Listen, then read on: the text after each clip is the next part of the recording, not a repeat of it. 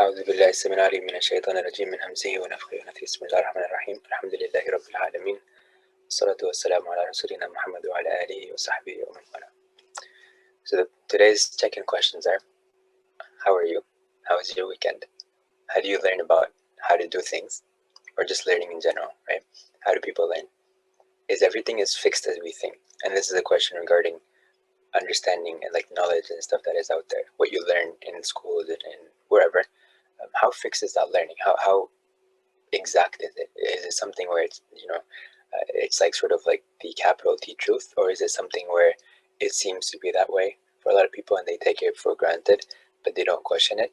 And then when new information comes, it's hard for them to let go of the old information, right? So like I want you to start thinking about this stuff now. So how do people learn? How do you learn? And are things fixed as they seem, or can they change?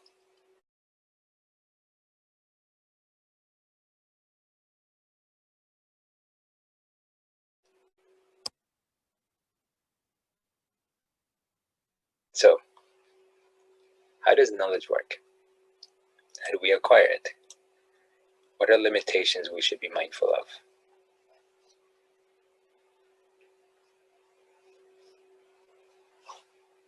Now, this is a start to a new concept. It's going deeper. We've covered a lot of surface level stuff relative to this question. A lot of the other things that we asked is more surface level, right? But we're going deeper into those things that are causing us to have these biases or these stereotypes or these perceptions of how reality should work or how it does work or whatever. And so we're actually going to go deeper into that, try to find the origins of these things, inshallah, and then we'll go from there. So I hope this is kind of making sense over here, what we're doing and why we're doing it. So just keep it in mind. And this is starting a new chapter, if you may, but it's more like a going deeper into the situation. We're going deeper into the ocean of knowledge.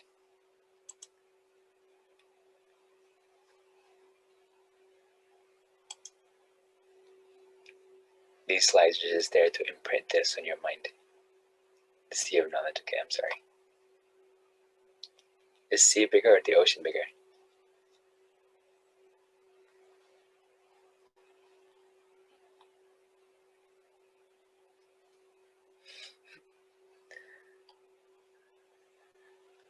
I've heard ocean in the context of knowledge. So, but I see that you see that. Okay.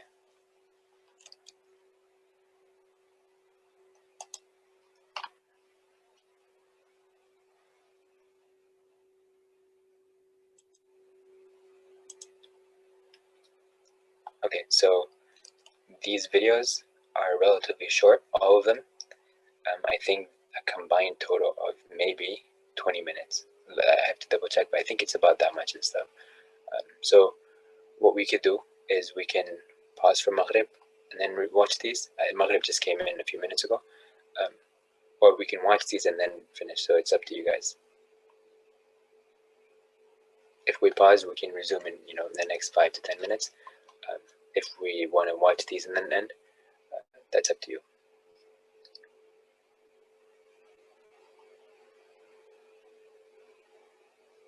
I think these two are like 4 minutes each, and this is like 10 minutes, something like that. So you guys can let me know what you want to do, and then we'll go based on that, inshallah.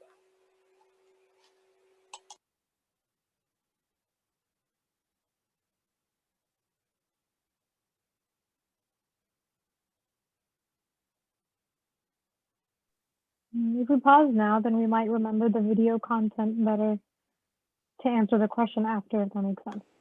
Okay, sounds good. So we'll pause. I'll stop the recording, and then when we resume again, we'll go ahead and start the recording again, inshallah.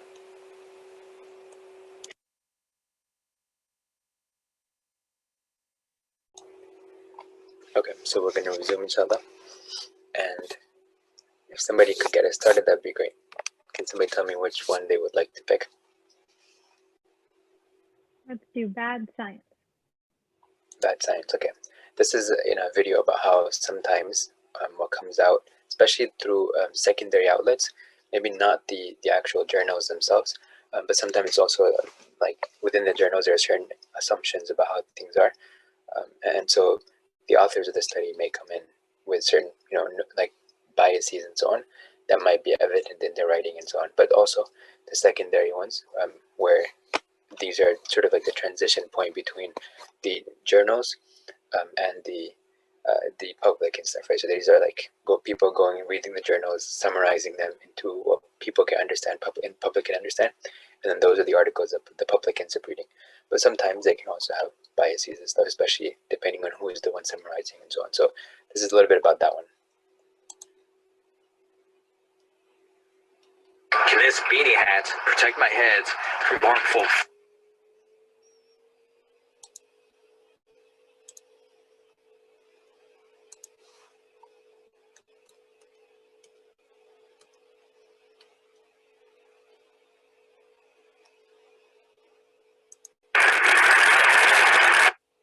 So I'm a doctor, but I kind of slipped sideways into research, and now I'm an epidemiologist. And nobody really knows what epidemiology is. Epidemiology is the science of how we know in the real world if something is good for you or bad for you. And it's best understood, for example, as the science of those crazy, wacky newspaper headlines. And these are just some of the examples. These are from the Daily Mail. Every country in the world has a newspaper like this. It has this kind of bizarre ongoing philosophical project of dividing all the inanimate objects in the world, really, into the ones that either cause or prevent cancer.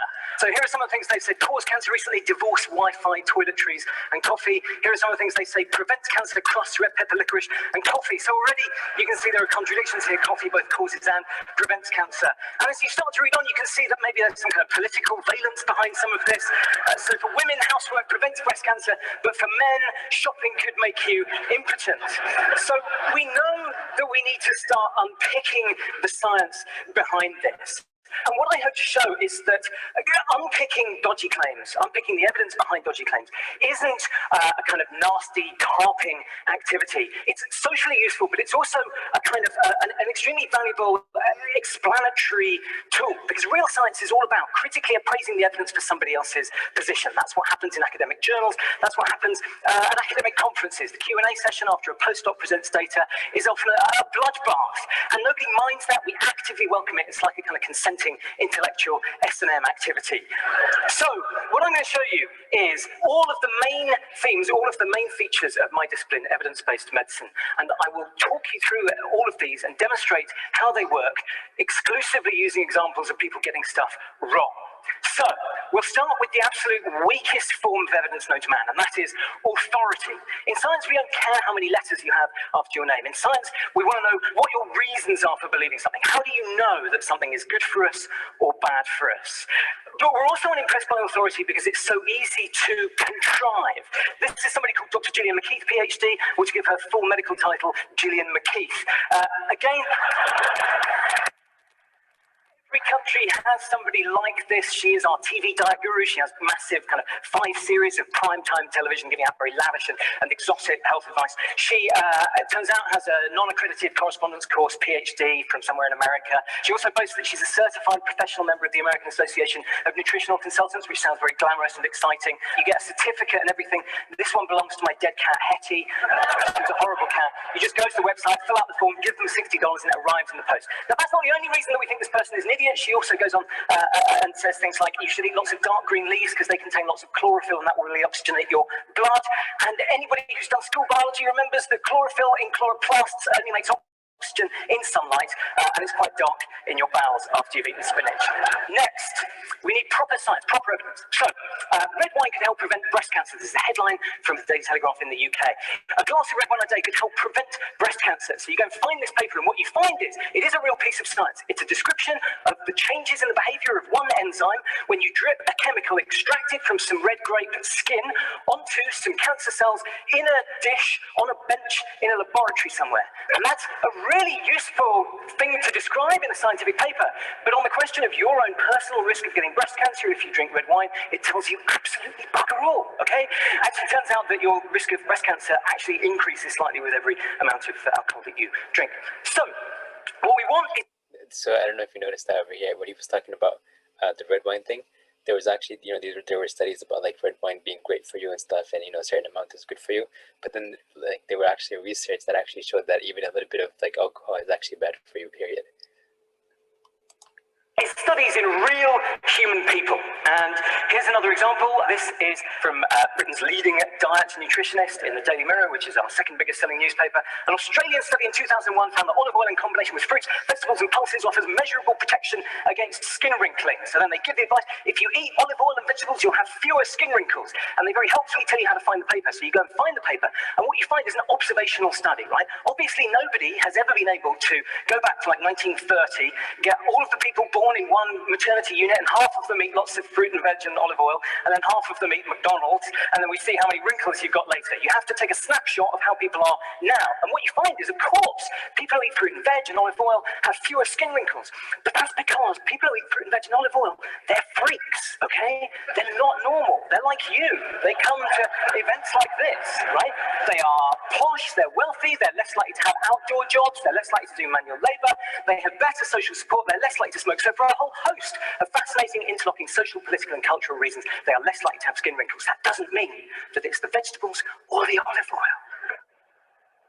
So, ideally what you want to do is a trial, and everybody thinks they're very familiar with the idea of a trial. Trials are very old. The first trial was in the Bible, Daniel 1:12. It's very straightforward. You take a bunch of people, you split them in half, you treat one group one way, you treat the other group the other way, and then a little while later you fold them up and see what happened to each of them.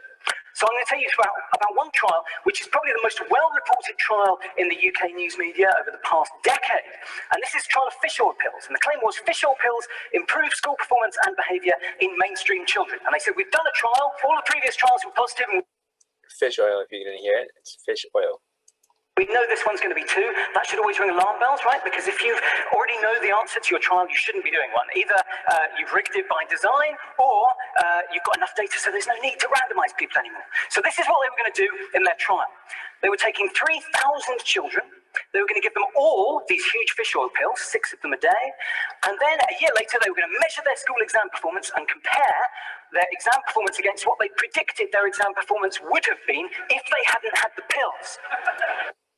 This is the bias that I was talking about that's already introduced in here.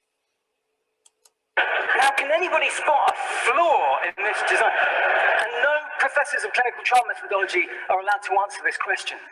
So there's no control. Okay, there's no control group, but that sounds really techy, right? That sounds really, no, that's a technical term. The kids got the pills and then their performance improved. What else could it possibly be if it wasn't the pills? They got older, okay, we all developed over time. And of course, also there's the placebo effect. The placebo effect is one of the most fascinating things in the whole of medicine. It's not just about taking a pill and your performance and your pain getting better. It's about our beliefs and expectations. It's about the cultural meaning of a treatment. And this has been demonstrated in a whole raft of fascinating studies comparing one kind of placebo against another. So we know, for example, that 2 sugar pills a day are a more effective treatment for getting rid of gastric ulcers than 1 sugar pill a day. 2 sugar pills a day beats 1 sugar pill a day. And that's an outrageous and ridiculous finding, but it's true. We know from 3 different studies on 3 different types of pain that a saltwater injection is a more effective treatment for pain than taking a sugar pill, taking a dummy pill that has no medicine in it. Not because the injection or the pill do anything physically to the body, but because the injection feels like a much more dramatic intervention. So we know that our beliefs and expectations can be manipulated, which is why we do trial. Do you remember we saw another video where that's exactly what they were talking about? But this is from 2011, but the other one was more recent. If you remember the lady that was talking about, she was talking about the Sunday experiment that they did. Like, you know, like they presented people with the same Sunday, but then they framed it differently. This one is like, you know, loaded with calories, and this one is like really like, you know, nice and healthy and all that stuff. But it was the same Sunday. But when people actually took it in, their belief about something, about how this is going to be, impacted the way their body responded in terms of digestion. So, and then she also mentioned about how, you know, people that were getting certain sort of like support versus the people that weren't getting it, how they felt about the entire like pain, you know, process and stuff. So if you want to refer back to that video, she actually went into a lot of detail about these experiments. Where we control against a placebo injection feels like a much more dramatic intervention. So we know that our beliefs and expectations can be manipulated, which is why we do trials where we control against a placebo, where one half of the people get the real treatment and the other half get placebo. But that's not enough. What I've just shown you are examples of the very simple and straightforward ways that journalists and food supplement pill peddlers and naturopaths can distort evidence for their own purposes. What I find really fascinating is that the pharmaceutical industry use exactly the same kinds of tricks and devices, but slightly more sophisticated versions of them, in order to distort the evidence that they give to doctors and patients, in which we use to make vitally important decisions. So, firstly, trials against... So he's talking about now how doctors, the ones who are approached by the the pharmaceutical companies, for example, how they interact with their patients and so on. So just keep that in mind. So like if I am a company owner of, or like let's say I'm a representative of a pharmaceutical company, and I come over here and I say, okay, this is something like you need to know. So I just present it to the doctor. The doctor then takes it and prescribes it to their patient. Now, whether it's actually most effective or not, the doctor is not really concerned with that as much. Usually, I know some people who are, they have their own clinics and stuff, so they actually get, people coming in and presenting their company stuff or whatever. And then like the doctor is like, okay, yeah, I'll take this medication and stuff, right? So then they prescribe it on to the next, to their patients and stuff. Now, the doctor may not necessarily, in most cases, they may not actually go back and research all the different available products out there or available medication out there. So they're only going to prescribe, usually one particular company's one, whoever they felt like, okay, this person is giving me a good, presentation or whatever. So this is how the actual industry works, the healthcare industry works and stuff, right? So keep that in mind. And keep in mind whenever somebody is really insistent that no one particular medication over another one and so on. Against placebo. Everybody thinks they know that a trial should be a comparison of your new drug against placebo, but actually, in a lot of situations, that's wrong, because often we already have a very good treatment that is currently available, so we don't want to know that your alternative new treatment is better than nothing. We want to know that it's better than the best currently available treatment that we have. And yet, repeatedly, you consistently see people doing trials still against placebo, and you can get licensed to bring your drug to market with only data showing that it's better than nothing, which is useless for a doctor like me trying to make a decision. But that's not the only way that you can rig your data. You can also rig your data by making the thing that you can... Now, notice he mentioned something about licensing over here. So keep that in mind, that like how licensing works is some people are going to sit down, they're going to put down certain sort of criteria in terms of like whatever they feel is, like necessary for a particular license holder to have in terms of information. And then they're going to test the person to make sure that this person has that information. Whether that information is actually correct or not, that is not something that is as much a criteria. I mean, that from their perspective, they might try, but there are so many other factors that come into play, like political, socioeconomic, and many other factors that actually play into the actual licensing process itself. And so, yes, people licensing, is a way to make sure that people are, accountable for their actions that they do and stuff, right? But it also keep in mind that the licensing process itself does not guarantee that a person is going to come in with the actual understanding of how things actually work. Now, that does not mean that you shouldn't go to people that have licenses and stuff, but keep in mind that, whenever you approach people, that don't assume that this person knows all and is like a perfect whatever. Just understand that this person is based on whatever the current information trends are and stuff, right? That person might simply be going based on that information and may not actually be updated about the newer stuff that's out there, because it takes a lot of time to keep updated, to stay updated with all the new research that's coming in every single day. So people a lot of times spend a lot of time not doing that. They spend most of their time actually working with their patients and so on, and working with outside of that with their families and other things that they're committed to.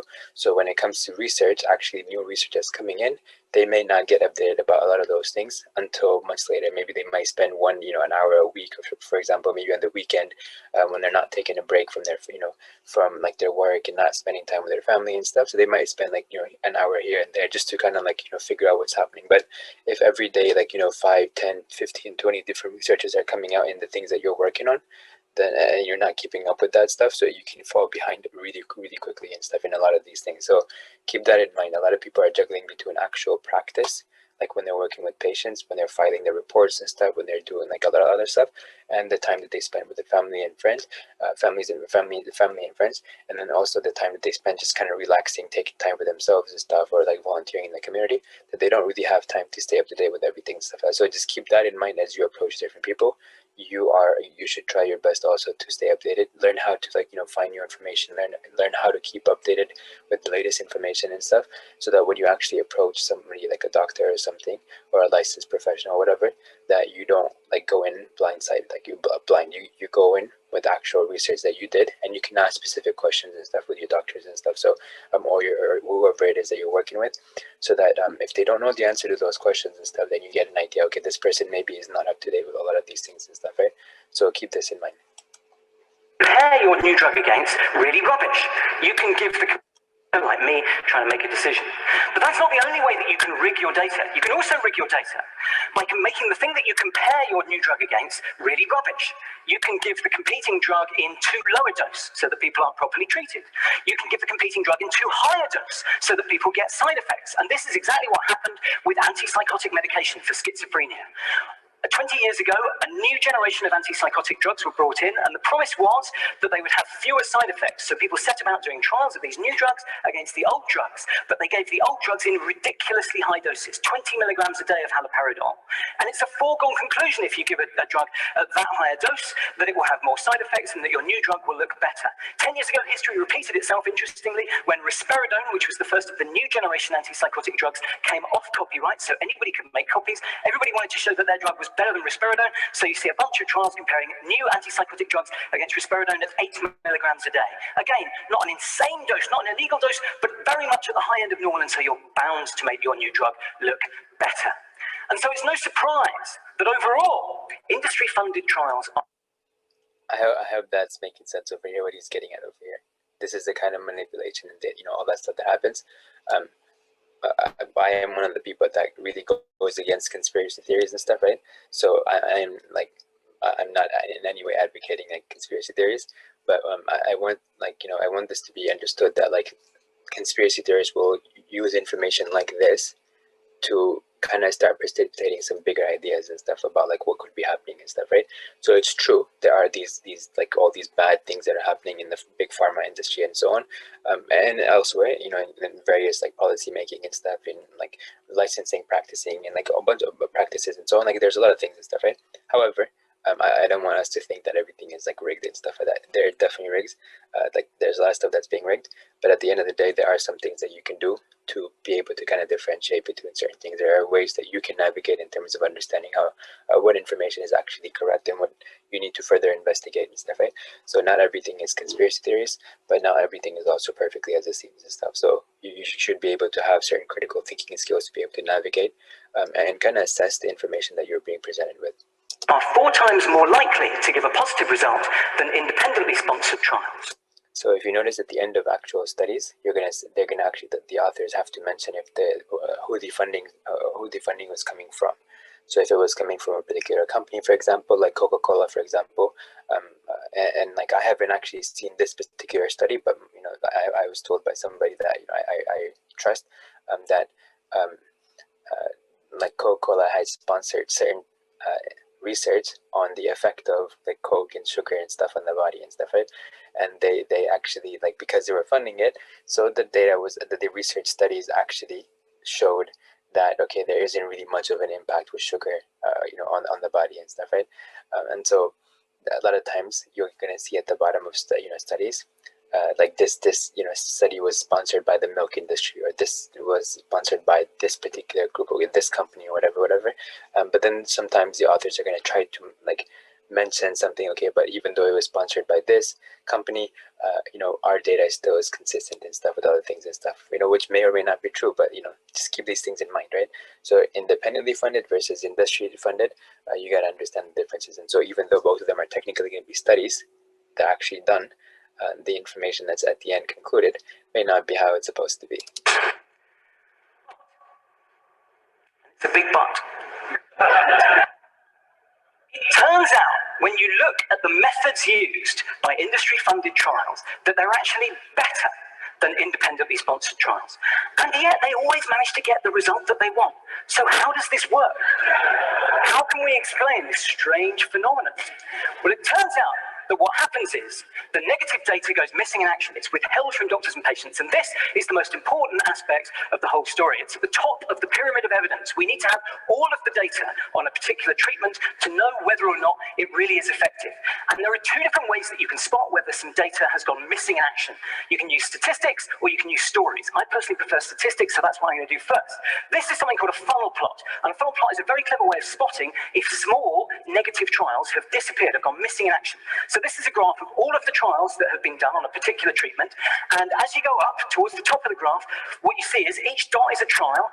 And as you go up to the top, those are the bigger trials, so they've got less error in them. So they're less likely to be randomly false positives, randomly false negatives. So they all cluster together. The big trials are closer to the true answer. Then, as you go further down at the bottom, what you can see is over on this side, spurious false negatives, and over on this side, the spurious false positives.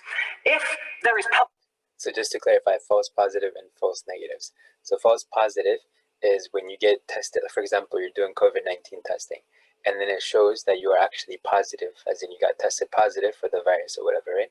And there might be different ways. Like, for example, one of them is like if you have antibodies for the actual virus, to respond to the virus and stuff, then they're going to say, okay, well, you had the virus at some point, or you might have it right now, right? So this is something. So now in these cases, you might have heard of confidence levels, for example, 95% confidence level or whatever. So the idea is that there, whatever's beyond that could be false positive or false negative. So false positive is where you get identified as positive when you actually didn't have whatever it is that that person was looking for, right? And false negative is you got, you've been cleared, as in you don't have whatever it is, like in this case COVID-19, when in fact you might actually have had COVID-19 and stuff, right? So most tests, if not every single one of them, is going to have this, right? And this is where in statistics you learn about the confidence levels and so on, and this is the idea that you're studying over there. So if you've ever studied in AP statistics, for example, like the idea of confidence intervals and so on, this is what they're really getting at over here, right? Confidence, like for example, I'm 95% confidence or whatever, meaning an alpha level of like 0.05 or whatever. So understanding this helps us understand, what false positives are, what false negatives are and stuff, and the idea of uncertainty in these, things and stuff. Now, the idea is to make sure that the false positives and false negatives are minimized, but it does come at the expense of like having to do bigger trials and stuff, having to do like studies that involve more participants and stuff. And there's other ways to increase things like power in actual study and so on. Publication bias. If small negative trials have gone missing in action, you can see it on one of these graphs. So you can see here that the small negative trials that should be on the bottom left have disappeared. This is a graph demonstrating the presence of publication bias in studies of publication bias, and I think that's the funniest epidemiology joke that you will ever hear. That's how you can prove it statistically. But what about stories? Well, they're heinous. They really are. This is a drug called reboxetine, and this is a drug which I myself have prescribed to patients. And I'm a very nerdy doctor. I hope I go out of my way to try and read and understand all the literature. I read the trials on this. They were all positive. They were all well conducted. I found no flaw. Unfortunately, it turned out that many of these trials were withheld. In fact, 76% of all of the trials that were done on this drug were withheld from doctors and patients. Now, if you think about it, if I toss a coin 100 times and I'm allowed to withhold from you the answers half the times, then I can convince you that I have a coin with two heads, okay? If we remove half of the data, we can never know what the true effect size of these medicines is. And this is not an isolated story. Around half of all of the trial data on antidepressants has been withheld, but it goes way beyond that. The Nordic Cochrane Group were trying to get hold of the data on that to bring it all together. The Cochrane Groups are an international non-profit collaboration that produce systematic reviews of all of the data that has ever been shown, and they need to have access to all of the trial data. But the companies withheld that data from them, and so did the European Medicines Agency for 3 years. This is a problem that is currently lacking a solution. And to show how big it goes, this is a drug called Tamiflu, which governments around the world have spent billions and billions of dollars on. And they spend that money on the promise that this is a drug which will reduce the rate of complications with flu. We already have the data showing that it reduces the duration of your flu by a few hours, but I don't really care about that. Governments don't care about that. I'm very sorry if you have the flu. I know it's horrible, but we're not going to spend billions of dollars trying to reduce the duration of your flu symptoms by half a day. We prescribe these drugs, we stockpile them for emergencies on the understanding they will reduce the number of complications, which means pneumonia and which means death. The Infectious Diseases Cochrane Group, which are based in Italy, have been trying to get the full data in a usable form out of the drug company so that they can make a full decision about whether this drug is effective or not, and they've not been able to get that information. This is undoubtedly the single biggest ethical problem facing medicine today. We cannot make decisions in the absence of all of the information. So it's a little bit difficult from there to spin in some kind of positive conclusion. But I would say this. I think that sunlight is the best disinfectant.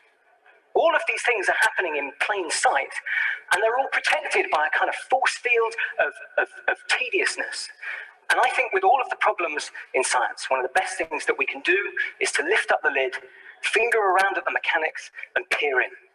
Thank you very much.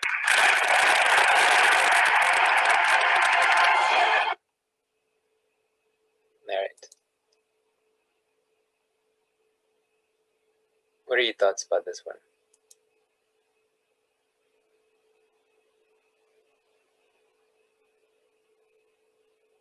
By the way, this video was 14 minutes. I don't know why I thought it was 4 minutes.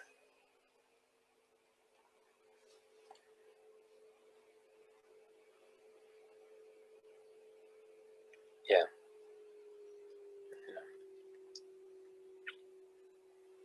Any thoughts on this video?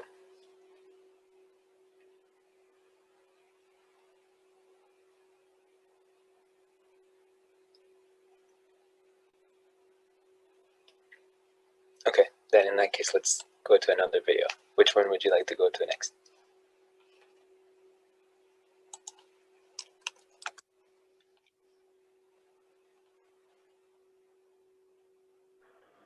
Top right? Oh, The right one? Okay, this one? yeah.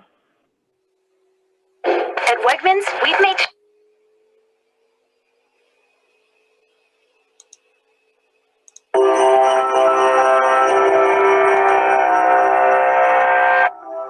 Studies have shown that taking vitamins is good for your health and bad for your health. That newly discovered herb can improve your memory or destroy your liver. Headlines proclaim a promising new cancer treatment and never mention it again. On a daily basis, we are bombarded with attention-grabbing news backed up by scientific studies. But what are these studies? How are they performed? And how do we know whether they're reliable? When it comes to dietary or medical information, the first thing to remember is that while studies on animals or individual cells can point the way towards further research, the only way to know how something will affect humans is through a study involving human subjects. And when it comes to human studies, the scientific gold standard is the randomized clinical trial, or RCT. The key to RCTs is that the subjects are randomly assigned to their study groups. They are often blinded to make them more rigorous. This process attempts to ensure that the only difference between the groups is the one the researchers are attempting to study. Blinding doesn't mean that they actually get physically blinded and stuff. It's more that they don't know what's happening in the study, what they're being experimented. Like, well, what's the idea with the study? So they don't actually come in with their own biases or like answer in a way that might really like lead to a certain and opinion about like what they believe. But in other words, like they don't bring their own stuff into the picture that might actually negatively impact the results themselves. So this is what they mean by blinded, as in the participants have no idea what's going on. For example, when testing a new headache medication, a large pool of people with headaches would be randomly divided into two groups, one receiving the medication and another receiving a placebo. With proper randomization, the only significant overall difference between the two groups will be whether or not they received the medication, rather than other differences that could affect results. Randomized clinical trials are incredible tools, and in fact, the U.S. Food and Drug Administration often requires at least 2 to be conducted before a new drug can be marketed. But the problem is that an RCT is not possible in many cases, either because it's not practical or would require too many volunteers. In such cases, scientists use an epidemiological study, which simply observes people going about their usual behavior, rather than randomly assigning active participants to control and variable groups. Let's say we wanted to study whether an herbal ingredient on the market causes nausea. Rather than deliberately giving people something that might make them nauseated, we would find those who already take the ingredient in their everyday lives. This group is called the cohort. We would also need a comparison group of people who do not have exposure to the ingredient, and we would then compare statistics. If the rate of nausea is higher in the herbal cohort, it suggests an association between the herbal supplement and nausea. Notice the word association as opposed to causation. Epidemiological studies are great tools to study the health effects of almost anything. without directly interfering in people's lives or assigning them to potentially dangerous exposures. So why can't we rely on these studies to establish causal relationships between substances and their effects on health? The problem is that even the best conducted epidemiological studies have inherent flaws, precisely because the test subjects are not randomly assigned to their groups. For example, if the cohort in our herbal study consisted of people who took the supplement for health reasons, they may have already had higher rates of nausea than the other people in the sample. Or the cohort group could have been composed of people who shop at health food stores and have different diets, or better access to healthcare. These factors that can affect results in addition to the factor being studied are known as confounding variables. These two major pitfalls, combined with more general dangers, such as conflicts of interest or selective use of data, can make the findings of any particular epidemiological study suspect, and a good study must go out of its way to prove that its authors have taken steps to eliminate these types of errors. But even when this has been done, the very nature of epidemiological studies, which examine differences between pre-existing groups rather than deliberately inducing changes within the same individuals, means that a single study can only demonstrate a correlation between a substance and a health outcome, rather than a true cause and effect relationship. At the end of the day, epidemiological studies have served as excellent guides to public health, alerting us to critical health hazards such as smoking, asbestos, lead, and many more. But these were demonstrated through multiple, well-conducted epidemiological studies, all pointing in the same direction. So the next time you see a headline about a new miracle cure or the terrible danger posed by an everyday substance, try to learn more about the original study and the limitations inherent in any epidemiological study or clinical trial before jumping to conclusions. All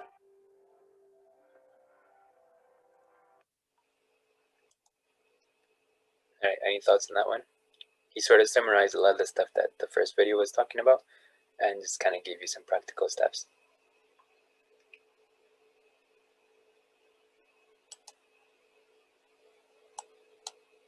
This one is from overseas. The person he's talking about his experiences in education overseas. But he also talks about how education works, because remember, these are the things that then get taken in, and policymakers or curriculum writers, for example, are going to put together some of this possibly misunderstood or incorrect information, put it together based on their philosophies of what people should learn and what they don't need to learn and so on, and then they're going to put that into practice in different ways and stuff. And so that's how education works and stuff. And then these things may not get updated for many years afterwards and stuff, right? For example, the Common Core curriculum is actually something that was being they were studying the test scores and so on of American students versus overseas students and stuff. There's actual a international system where they do testing analyses and so on. And so with this data that came from there, they actually found that American students were performing a lot, they were behind in math and in English. They were behind other students around the world and stuff, right? So then they started saying, okay, well, we need to do something about it. So they took several years to redesign the curriculum. And when they redesigned it after many years, then they started launching it into public, actual practice. So it took some time before they realized, number one, that there was something wrong. Then they tried to discuss it and tried to see how they could change their curriculum and stuff, right? And then after many years, they actually were able to put together what we call the Common Core curriculum, right? And then they tried to put it in practice, but then not everyone was equipped to handle this. And then teachers were not necessarily trained a certain way to teach certain ways of, for example, how to do multiplication. The way they're doing it nowadays and stuff is very different than how they used to teach it in the past and stuff, right? The models that they're using and stuff, the kind of explanations that they have you do and stuff, right? It is not how the teachers themselves learned, and so now this thing is causing some issues and stuff. So it has gotten a lot of pushback and stuff, and now they're trying to see if they want to rechange it again and stuff, right? So keep that in mind, that the educational system itself has this sort of this problem that just kind of passes through it as well.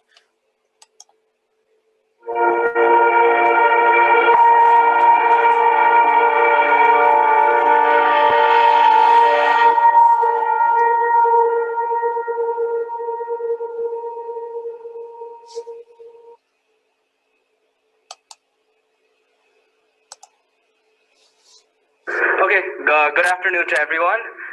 Thank you for the organizers for letting me speak. I want to start off with a simple picture. I want all of you to look here, and I want you to think about whether you've seen this picture before or not. So a lot of you probably have. It's been shared 1 million times on Facebook. It's on Twitter. It's on Instagram. It's everywhere. So the picture says, for a fair selection, everyone has to take the same exam. Please climb that tree.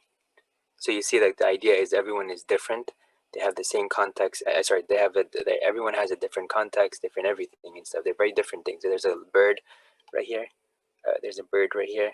There's a monkey right here. There's an elephant here. There's another animal there. I can't see what that is. There's like a water animal here, and then there's like a dog or something over there and stuff, right? So like all of them have to take the same exact standardized test. So that also is another problem over here. People coming from different contexts, they're having to take the same exact test, and this is sort of what happened, if you remember, when we were looking at the video about the IQ test and how there was the problems with that, and how that led to the eugenics movement and so on, and how it led to the Virginia law and the Supreme Court actually upholding the law that it's okay to sterilize women and stuff in Virginia and so on, right? So the whole thing that happened with that. So again, this is sort of how this whole framework works. And for a lot of us, this has become an iconic representation of the Nepalese education system. The system that our forefathers went through, the system that we went through for 13 to 14 years of our lives, and the system that our siblings and our children are going through right now. Now, this is a system where no matter how different, unique, multi-talented, or skilled you are still judged using the same metric. One exam paper defines you, and one exam paper is used for all. Whether you pass or fail on that exam will determine whether you pass or fail the system. And for people who do the latter, there are unforeseen circumstances. And this is where it all goes wrong. Now, the failure of our... Now, to kind of give you the issue in connection to the previous videos, if you look at, for example, the SAT, which is a standardized test, it is supposed to determine. It's like one of the weightiest things that people look at if you're studying for example, like a master's level education. For example, you might have to take the GMAT for business school, for example, or you might have to take the MCAT, for example, for medical school. You might have to take the DAT for dental school. You might have to take the GRE for other master's professions, or the master's programs and so on. There's all these things that you have to do, right? SAT for college, attendance and so on. And so what happens is that a lot of times these things actually don't show who you are. So when it comes to the SAT, for example, there is a new movement now that some schools are actually trying to get rid of this whole idea of standardized testing. So specifically, for example, one of the schools that I was looking at when I was working with one of my students and stuff, and it was Wake Forest. So they have this thing that they say, if you don't feel like SAT is going to give us an understanding of who you are, then you don't need to submit the score, right? So this is something to keep in mind over here. The standardized testing is actually taking sort of this whole hit now. It's as in they're sort of addressing this idea that diversity and standardization are sort of opposites, and they may not the standardized testing may not actually give an understanding of who a person is and what their capacity for learning is, what their potential is, and so on, right? So with this in mind, going back again, these are people these are college admission, these are people that are going to be reading your submissions and stuff, right? These are the people that are actually determining if you're going to be if you should be allowed to come to their school or not, right? And so these are the ones that are actually sitting on the board, figuring out if you are qualified or if you have the potential that they're looking for because of certain things that they're looking at, right? So the people who are defining the criteria are inherently, therefore, upholding these biases that are actually not based on actual hard evidence, and that it's not on capital T truth. Now, again, there are certain things where there might be trends and patterns and stuff, generally speaking, and so it makes sense for them to try to utilize some of those things, your grade performance over the course of multiple grades and stuff. Has it been sort of on the higher level or on the lower level? But then at the same time, there are other things that could impact it, like confounding variables. For example, what was your community like? Did you have supportive educational environment or not? Were other students in your school, for example, also demonstrating the same grades, as you were, as in this was a systemic issue within the school or the district or whatever, or was it something that was sort of like you and stuff, right? And in your case, where you're coming from, like, were you a child of an immigrant family that who was struggling with English as a language and stuff, right, as a second language, for example, whatever, and so because of this, you didn't understand that stuff, but where you were coming from your home country, maybe you were excelling in all these things because you understand what the questions were asking and what the teacher was trying to give you information and so on. So these things are not necessarily evaluated, right? And so this is where the affirmative action stuff comes in. This is where diversity training comes in and so on, which is a relatively new thing that's happening nowadays. So keep this in mind as you're watching this video and see how, scientific studies, for example, or like the lack of actual understanding of how science works might impact negatively how we interact with one another and how we teach people whatever we teach them. System to meet the needs of its children has caused a lot of problems to think that they don't have talent, that they can't study hard enough, and that they aren't accepted. But that's the problem. This picture is just the surface. Beyond this, I say it isn't a problem with education, but it's a problem with the act of education itself, learning. Now, when I say that word, I want all of you here to think, what comes into your mind when I say learning? So just reflect on the word, right? For a lot of people I've talked to, and for me personally, what I've learned comes into mind. So number one, did I learn Newton's 3 laws of physics? Did I learn that an ant can carry 10 times of its body weight? Where did I learn? Did I learn this in a classroom? Did I learn this in a school? Did I learn this at university? And how much did I learn? Did I learn 2 chapters today? Did I solve 5 mathematical equations? Or did I memorize 3 poems? That's what comes into our mind. But have you ever asked yourself, how do you learn? How does the text on paper, how does the thing on a book get inside your head? What is the process behind learning itself? Now, this is a question that not a lot of us ask, but it's a question that an interviewer asked me 6 months ago. So when I was applying to college, an interviewer proceeds on asking me, what kind of a learner are you? And for a moment, I'm about to say, well, I study all the time. The book, I write and read, and I never leave the house. But something stopped me. And I told her that I am a social learner, that I learn through arguments, that debates and discussion are where I learn the best. That it isn't the textbook, that is not where I go, but it is with a group of friends that I argue, I read articles, and I debate. And she was astounded for a bit. She told me she'd never heard an answer like that. And that's the problem with our system. Learners like me are not accepted. Now, where's the next slide? Okay. So now a year ago, I wrote a paper on linguistic imperialism. Linguistic imperialism is when one language is dominant over the other. And through this study, I found something really remarkable. So you can't really see it here, but 60% of the children I talked to told me that the internet was where they went. When they had problems with their homework or when they had problems with solving equations, they didn't go to their parents or teachers, it was the internet. Another 25% would tell me that television was another big source of information, and only 15% would tell me that the textbook is where they went for answers. Now, what we're doing is we're categorizing the 85% into the 15%. And what this does is we're applying the same rule to all. Now, there are a lot of learners out there. I myself am a social learner. Debates and discussion are where I learn best. There are tinkerers. There are kids who have a knack for tools and kids who like using technology. There are visual learners, people who use graphs and label diagrams, and that is how they understand the best. There are experiential learners, people who love experiencing what they're learning, but our system fails to accommodate for that. Now, in lieu with today's theme, this is changing. There are initiatives and projects all over Nepal which are trying to change this. It might be at a really small pace, but we are trying to get somewhere. A month ago, me and a couple of my friends who are here today started a project called Youth Together, or Drukpa Together. Now, when we all started off our gap years, we didn't really have a platform. We didn't really have a place to go and interact with people our age and to discuss our ideas and to share our thoughts.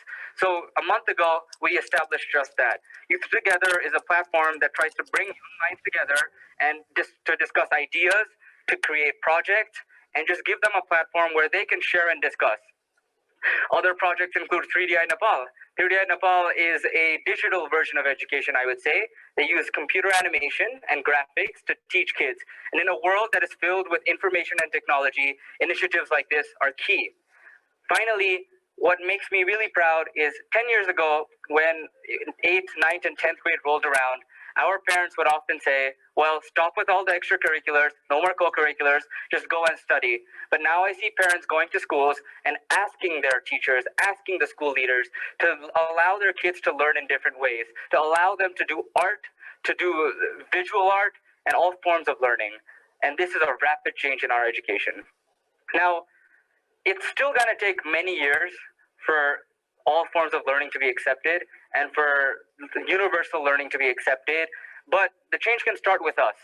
Now, if you've ever had a child come up to you and try to talk about what they learned in school and what he or she is doing in school, then instead of dismissing them, have you ever tried to talk to them? And have you ever seen the passion in their eyes when they get excited over what they learned in school? Well, that passion and that excitement is a form of learning. Our system does not allow for this, but then we can start by acknowledging it. It's still gonna take 20 to 30 more years for our policymakers to sit down and accept this. But then we can start that change now. So the next time a child or anybody else comes up to you and tries to strike up a conversation, talk to them, understand what they're doing, understand what type of learning they are doing. Finally, I want to leave all of you with this. Learning is not static, it's a universal process. Thank you. All right, so thoughts on this one, and then some initial thoughts about these questions. And obviously, this is just an introduction. This is the first session that we're doing this stuff on. But as we go deeper into how human beings learn and have learned over the years and how the process actually looks like, and as we go into some activities that I'm going to give you for you guys to see how, how the actual process works in practice, then, you're going to be able to get some more answers, inshallah. But for now, just preliminary thoughts on this.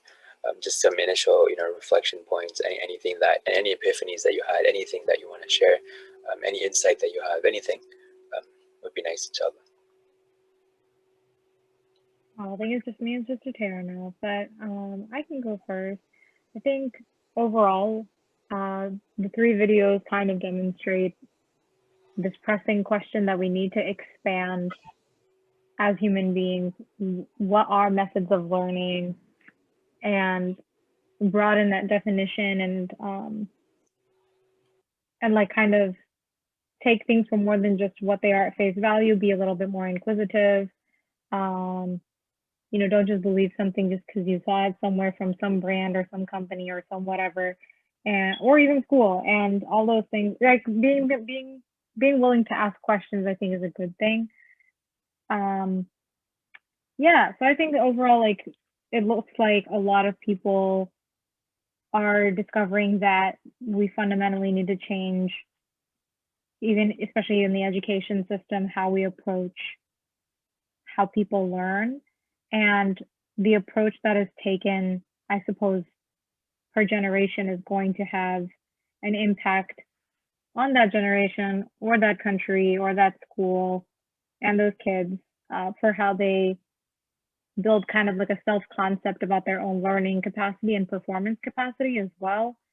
And that like I think a lot of this also kind of goes back to intelligence, that intelligence isn't just a specific performance on one standardized test, and it's much more than that. And I think a lot of people, there's growing pressure on this as well, that you can't possibly just be your IQ score, your GPA, your SAT score, your ACT score, what have you. And people are significantly more than that. Now, finding ways to measure knowledge, finding ways to measure intelligence, skill, I think it's going to take a long time for human beings to figure that out, because I feel like society is constantly trying to standardize things as much as possible. How can you make something super applicable across states, across countries, across governments, across languages? But people are so much more complex than like what a single piece of paper and a number can say about a person.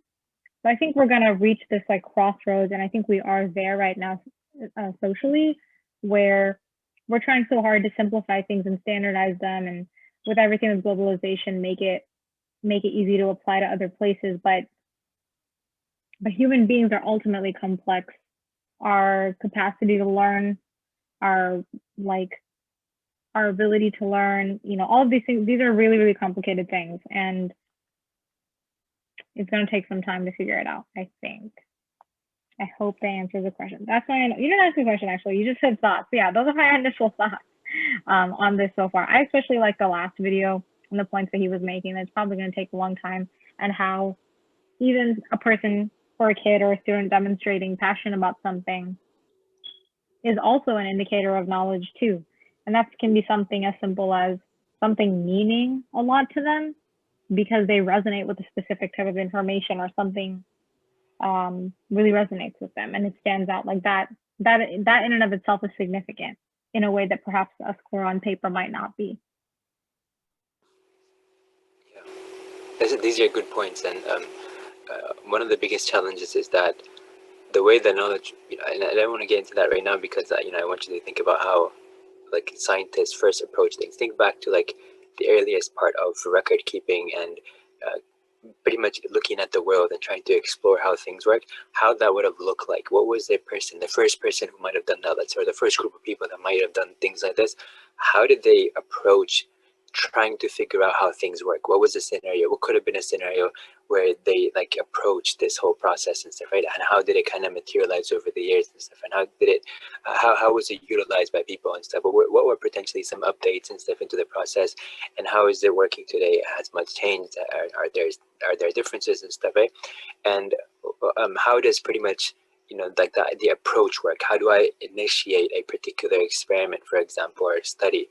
What are some things that I have to keep in mind to determine how my process should be like before I actually use that method, right? How I use that process. So some things to think about as well in this context. Now, another thing that I wanted to mention over here.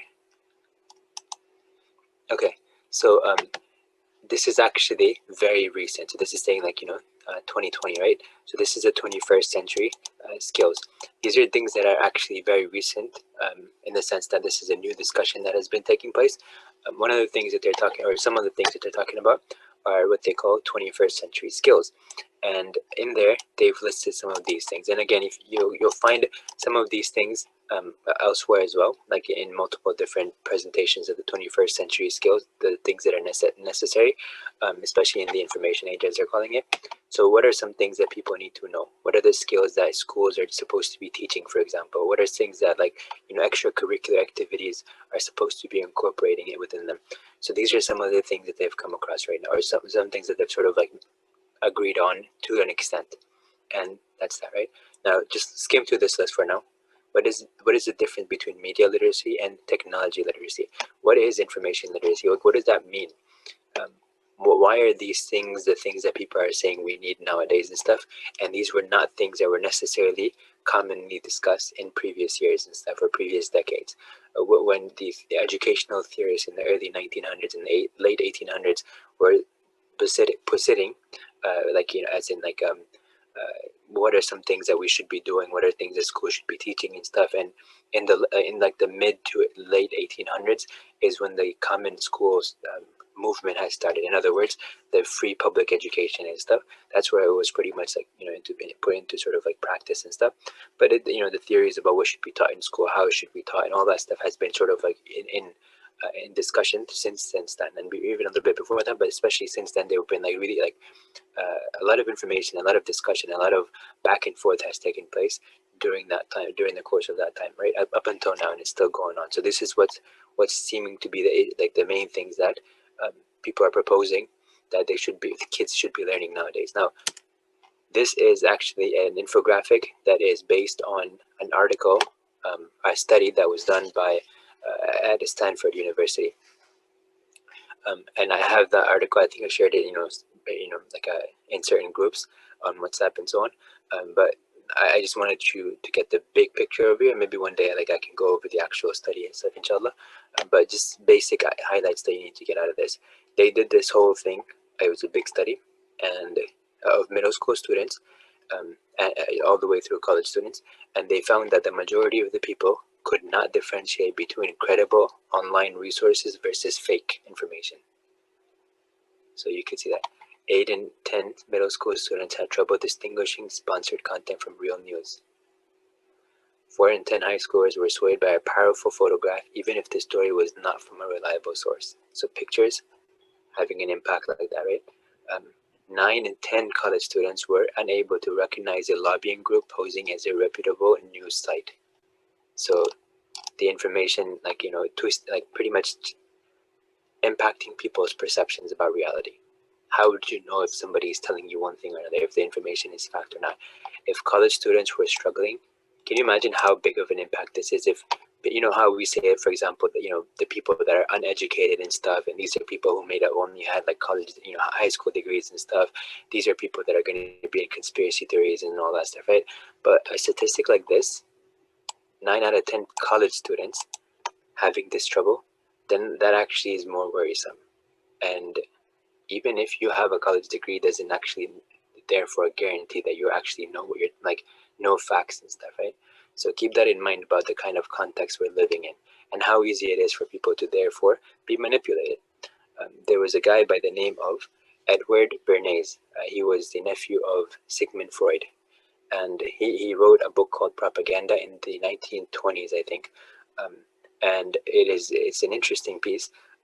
And in this, he talks about how the way that things work in a democracy, most of the people are not experts in many things, and so it doesn't make sense for them to be making policies or for them to be determining what policy should look like, because they're not trained in like how in psychology and in political science and all that stuff.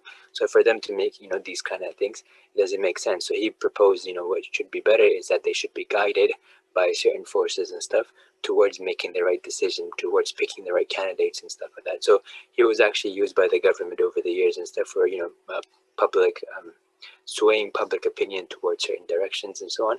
And so just understand like how these things are being utilized and stuff. So some history helps you understand how things work and stuff, right? So now look over here. Some of the things that they're mentioning over here, what you could do as a parent and as a teacher to help in this area over here. So this is the idea of critical analysis, being a skeptic, but skeptic in a good way, where you're not like susceptible to learning, like just taking any bit of information and you're accepting it as fact. But you rather say, okay, well, let me explore this a little bit more. You're not outright denying it, but you're not outright accepting it either. So you're trying to say, okay, well, let me explore it. So for me, for example, anytime an article comes in, me personally, I like to do this. Anytime somebody says something or makes a claim, I'd be like, I don't know. Let me go and evaluate. So I search for studies and stuff. I try to go to the actual study itself, from which this might be coming from, and then I try to see, okay, well, this study actually didn't say this or this, and this study actually didn't say this or that and stuff, or actually it did say this and this and stuff, right? But then their methodology was not correct or whatever and stuff. So I have to evaluate the actual study itself, or the studies that are there, and this helps me feel like, okay, well, I understand how the process works, but then I need to also evaluate whether this process was utilized, number one, and number two, whether the results that are presented are actually what people are saying that they were, and also if the results are actually even valid in the context of the same study itself. Okay, so some things for you guys to think of, but you can actually go back and reference the article, and if you need the link to the actual article, it is, I believe it's this one right here. This is the art. I know this is the Wall Street Journal. Never mind. Close it by accident. But yeah, there was a study.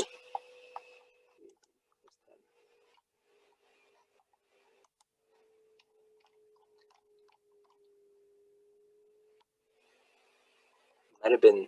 It's not this one. I know it's not. It actually doesn't show where it's at. But let me see if I can. If this study actually.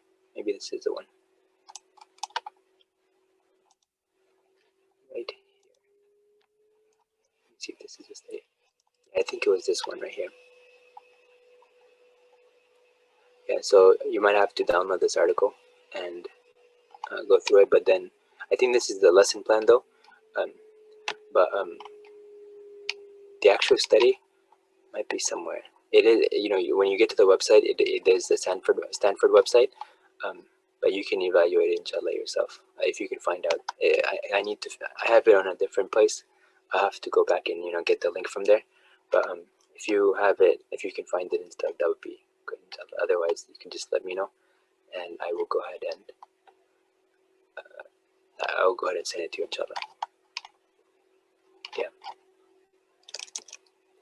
So with that, I hope that gives you some information to start thinking about, some things to think about overall, about, you know, just knowledge in general. You can see why I had these questions over here.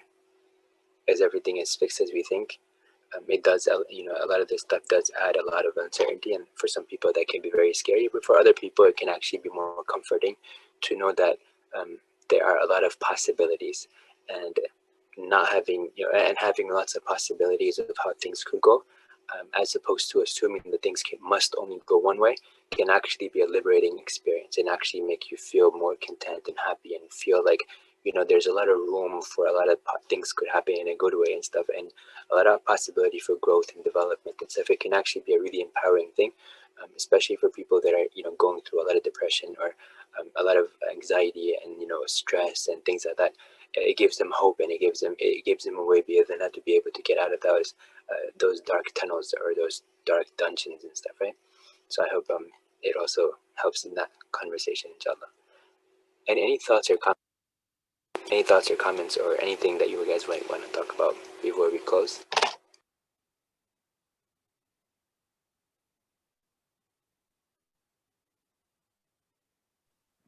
I was just going to follow up. I like the last resource you shared, the one with the statistics on it. Specifically because sometimes I've seen how, like, even being on social media for so many years, social media has changed a lot in the last few years in terms of how much advertising goes into it now. And I mean, people are just pumping money into this. Corporations are pumping so much money into social media ads before YouTube. Like, even if you don't really pay attention to them, the first 3 seconds will make some large claim about your health or some large claim about, like, fitness or whatever ads you get. Even if you turn off in your settings, like, you can turn off in your settings to not have personalized ads, but then you get even more random ads that are not personalized but make even crazier claims. And it's just, like, incredibly problematic, because I see, like, even, like, having, like, a much younger sibling, like, the advertisements they get when they play their games on like an iPad, and, like, the ads are just not, they don't make sense for the age group. They can be so confusing for a kid. And I just see so many issues with it, because you have, like, the little kids who are getting inappropriate ads, then you have the aunties, the WhatsApp and Facebook aunties who get these wild claims on posts that they believe because they saw it on Facebook or WhatsApp. They immediately send it to their kid, and they're like, "Oh, my data is being stolen by this website." You know, you see it all the time. But I feel like no one can escape it, and it makes you wonder, like, how do you get out of that? Because the entire internet is, it's part of it is revolves around you and your usage of the internet, because so much of your information is public to these corporations that are just prying off of your interests and your searches and your clicks, and even just your mouse hovering, even like if you don't cover your camera, like, there's so many claims of, like, you know, eyes being scanned and stuff. Like, there's so much out there. Anywho, I say all of that to say that it's really concerning, that it's really hard to know what resources you can trust, because at the end of the day, even resources that do studies even research hubs that do studies, you have to have enough interest and willingness to dig into it to understand if this was a small study, was this a comprehensive study, was this a widespread study, how valid is this data or this claim that's being made. And I think it's just hard. I think it's hard for anybody to put in that extra work to know, like, what is true and what is the truth. Like, what does this information mean to me and apply to my life? But yeah, that's my general thoughts on that. Yeah. I think it's interesting that you said that, Cynthia, because for some reason, like, everybody now, I think people used to be more specialized, as in some people would say, well, this is my focus of study, or this is my focus of interest. But I see a lot more people now who are sort of like know a little bit about a lot of stuff. And so they actually feel like they should understand all of these things. So I think I totally agree with that. I think a lot of people claim to be like mini experts on everything now, regardless of age or education, just because we have a phone and we have a laptop, you know? Yeah, and I think how you mentioned how social media has changed so much is that that's part of it. You know, that's part of humans is becoming experts, internet experts, I guess. And then the people who are making money trying to capitalize on that. It's pretty interesting finding. I think even if like we come across something that we don't understand, we immediately feel like we have to understand it, so we Google it, or we find an easy way to get information, and we don't actually take the time to make sure it's correct information that we're getting. Very interesting point, Cynthia.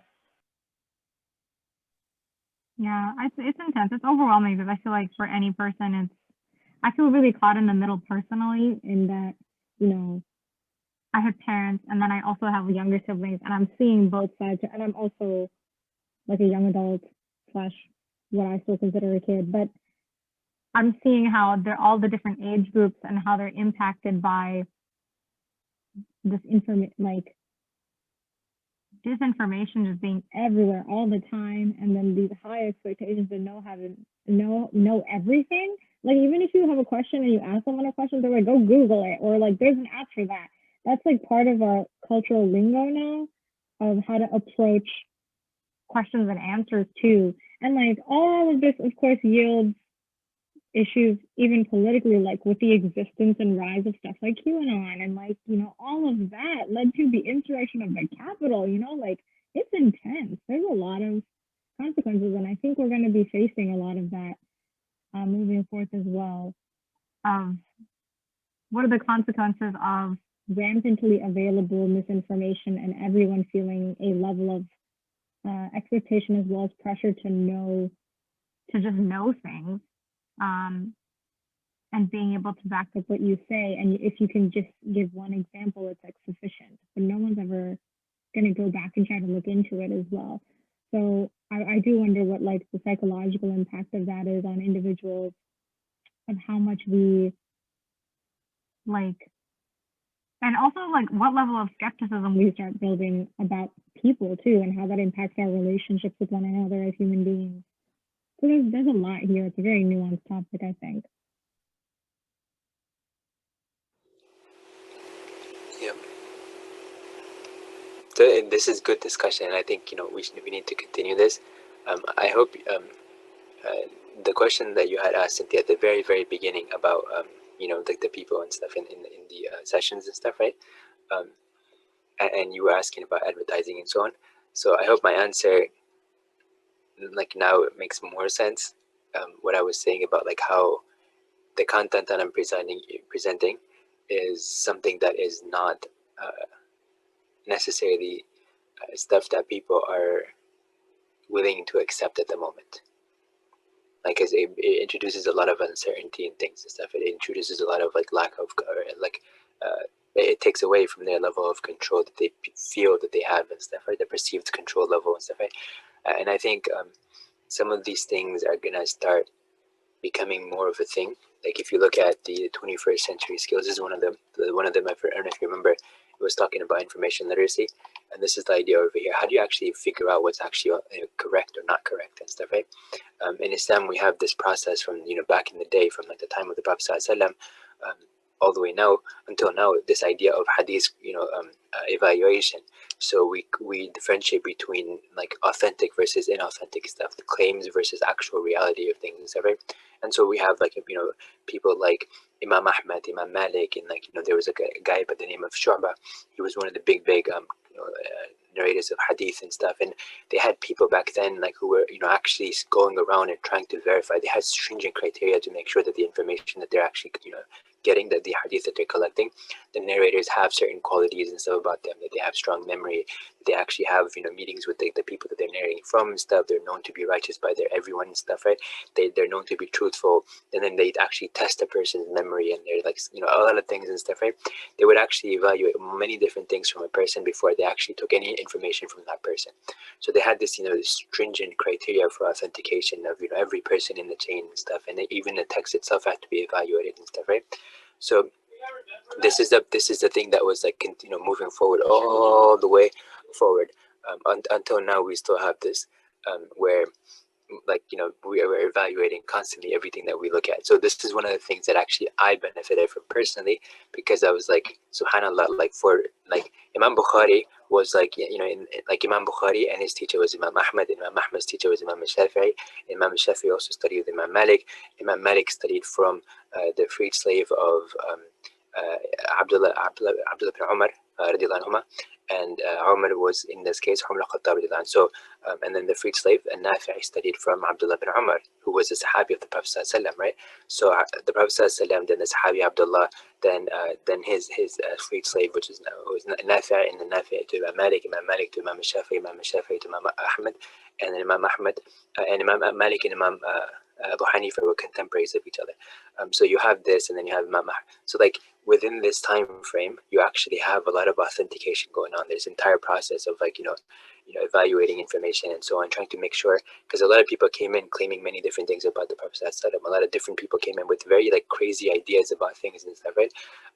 So like, you know, for example, and I know this is going to cause controversy when I'm about to say, but like the stories, the hadith talking about the night journey and the ascension to the heavens, when the Prophet ﷺ was, you know, for the Ummah was prescribed 50 salawat, and it came down to 5, but with the reward of 50 prayers still. So that night, it was in itself, you know, a miraculous journey and so on and so on, right? But then there wasn't anything special, you know, in terms of, like, you know, worship acts that we were supposed to do. But anyways, people started actually making up these things about how it's a special night, and we're supposed to worship by doing specific thing. Yeah, Isra al-Mi'raj, yeah. And al-Isra al-Mi'raj. So like this is you know, so anyways, people started coming up with, okay, what we should do on this night. We're supposed to pray this, and we're supposed to worship in this way, and so on and so on and stuff, right? But when these scholars of hadith back then started evaluating this stuff, they started realizing that this actually does not trace back to the Prophet ﷺ or the Sahaba, or, you know, all those people and stuff, right? So they actually did not take these as authentic stuff. So back in the day, our system already had this, you know, this authentication process of like how to differentiate between fake news and, you know, real news. In fact, even the ayah in Surah Al-Hujurat, Ya ayyuhalladhina amanu in ja'akum fasiqun binaba'in fatabayyanu, is actually in the context of a Sahabi radiallahu anh, who was appointed by the Prophet ﷺ to go to a particular tribe and collect zakah from them. But when he went there, shaitan or something, like, he had this, like, you know, whispers or whatever and stuff, that like, okay, these people might kill him or whatever, because he had a previous sort of, like, you know, some situation that happened which made him feel a bit scared. So he actually thought that these people are going to kill him. And so he turned around and he went back to the Prophet ﷺ, and he mentioned this to the Prophet ﷺ, that, you know, they were going to kill him or something like that. So the Prophet ﷺ then went, you know, like, he sent Khalid bin Walid to go, like, you know, with an army, and so, like, kind of like see what's happening and stuff. So he told him, like, not to, like, you know, attack or anything like that, just kind of figure out what's happening and stuff. So in this case, because the people had promised that they're going to give him zakah and all that stuff, because, you know, that's one of the pillars of Islam and so on. And as you remember, afterwards, after the Prophet ﷺ passed away, some of the Arab tribes actually did not want to give zakah anymore. They said, we only give it to the Prophet ﷺ. And so Abu Bakr radiallahu anh, said, like, this is actually going to get people out of Islam, because these are one of the 5 pillars of Islam and stuff, right? So there's like the war of apostasy and so on. Anyways, so in this context, the Prophet ﷺ had sent Khalid bin Walid. So Khalid bin Walid waits.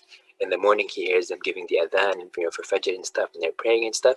And so he realized that, okay, well, maybe this is not as it seemed. So the Prophet said that he came back to the Prophet ﷺ, and so he updated them. And so the Prophet ﷺ asked the details about this. And so the Sahabi then mentions, you know, what happened and stuff. So the ayah came down, Ya ayyuhalladhina amanu in ja'akum fasiqun binaba'in fatabayyanu, that whenever a fasiq comes to you, and fasiq is a Muslim who might be like there might be some, like, you know, like negative thing that he might have done or whatever, so he gets the title of fasiq. In this case, we're not saying the Sahabi is a fasiq necessarily, but like this is an idea for us to understand. And this is that whenever news comes to you from a Muslim who might have some flaws or corruption in their mind or whatever and stuff, right? That you're supposed to verify that, and you're supposed to go and find witnesses for that, because then the ayah continues talking about how it could actually harm people if you don't do that and stuff, right? In this case, a whole tribe of people, a whole group of people may have been at war with the Muslims and stuff, right? Because they might have been thought that these people are actually they're at war with the Muslims. The Muslims have to set up arms and stuff like that against them and so on. And this could be a problematic situation where in fact both sides were actually not trying to fight each other, right? And so this situation could have led to a lot of harm. And so Allah subhanahu wa ta'ala gives us guidance that whenever something like this comes in, you should verify the content, because it might actually harm people and stuff, and you don't want any kind of harm happening and stuff to anybody. So in this case, just the science of hadith is one of the things that really helped me in understanding the historical development of this this whole field and stuff, and how people were so strict on verification of information. It really helped me kind of really understand how to navigate today's society. So for me, that's one of the things I learned from that. And also the idea when I was going through school, that's one of the things that some of my teachers and stuff would actually really focus on, in terms of how to get information and so on. And I also wanted to learn about how different things are actually set up. So some of my psychology classes, we were actually going through how experiments are set up, how to actually determine how to initiate studies. For example, if I want to evaluate or measure something, how do I do that? How do I come up with a methodology that produces results that are actually valid relative to the construct I was trying to measure? If I wanted to measure intelligence, how do I come up with a process that actually measures intelligence and not something different than that, right? So in other words, having validity. So if there's no validity, then in that case, I can carry out any experiment and I can claim whatever. But if the methodology does not actually account for the needs of the construct that I'm trying to measure, then it may not be actually valid. So keep just some things. I know I got carried away again, so I'm going to stop over here. But this is something that you can look at. They're considering this as information literacy. They're considering that as a 21st century skill for all students to know.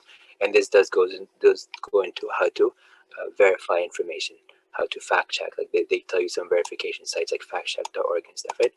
They evaluate these claims, different claims and stuff, so you can direct your students, to be able to, or other people that you work with, aunties and stuff that you were mentioning, Cynthia, how you can give them some reference points with which they can verify the information that's being presented to them. Another thing is just helping them understand how does information work and so on. A lot of people are at this stage right now where they're not ready to accept that everything that they're learning is not actually factual, and they are thinking that everything that's mentioned, either conspiracy theories or whatever information is presented with whatever authority that people might be presenting themselves with, may not actually be how it is and stuff, right? So I don't think people are ready yet, and I think it's going to take some time for leaders actually to even be accepting of this whole thing, let alone the public.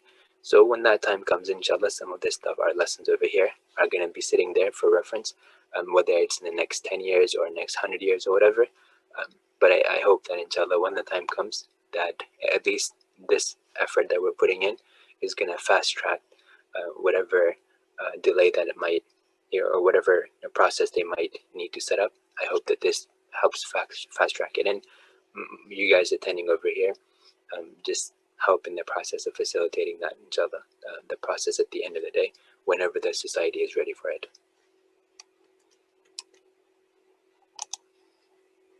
Okay, so we'll go ahead and stop inshallah here. سبحانك اللهم وبحمدك أشهد أن لا إله إلا أنت أستغفرك وأتوب إليك.